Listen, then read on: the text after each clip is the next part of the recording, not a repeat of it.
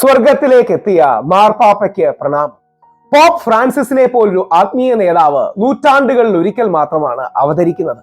അദ്ദേഹം ലോകത്തെ മുഴുവൻ ജനതയുടെയും പ്രശ്നങ്ങളിൽ ഇടപെടാനും നിലപാടുകളുടെ പാപ്പയായി നിൽക്കാനും അദ്ദേഹത്തിന് കഴിഞ്ഞു എന്നുള്ളതാണ്. അദ്ദേഹം വത്തിക്കാനിലാണ്. എന്നാൽ റോഹിംഗ്യൻ മുസ്ലിങ്ങൾ ഇങ്ങ് ഏഷ്യയിൽ വേട്ടയാടപ്പെടുമ്പോൾ ഓടി വരികയും ഞാൻ ഈ റോഹിംഗ്യൻ മുസ്ലിങ്ങളിൽ യേശുക്രിസ്തുവിന്റെ മുഖം കാണുന്നുണ്ട് എന്ന് ഓർപ്പിക്കുകയും ചെയ്യാൻ കഴിയുന്ന വ്യക്തിയാണ്.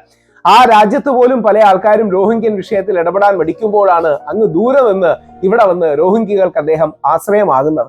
അതേപോലെ ഇസ്രായേൽ പാലസ്തീൻ വിഷയത്തിൽ യേശുക്രിസ്തു ജൂതനാണ്. ഇന്ന് ജൂത അറബ് മേഖലയിലുള്ള സംഘർഷങ്ങളിൽ ഇടപെടാനും അവസാനം വരെ പാലസ്തീനിലെ കുട്ടികൾക്കും അവിടുത്തെ പാവപ്പെട്ട ജനതയ്ക്കും ഒപ്പം നിൽക്കാനും യുദ്ധം തീർക്കണമെന്ന് കണിശമായി പറയാനും കഴിയുന്ന പാപ്പ.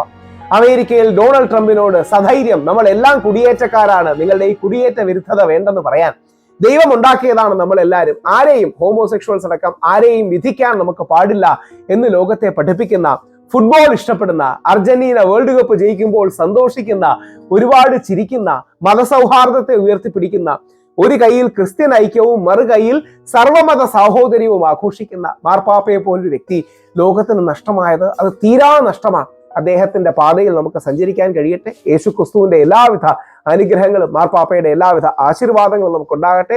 ആ മഹാനുഭാവന്റെ ഓർമ്മകൾക്ക് മുമ്പിൽ പ്രണാമം.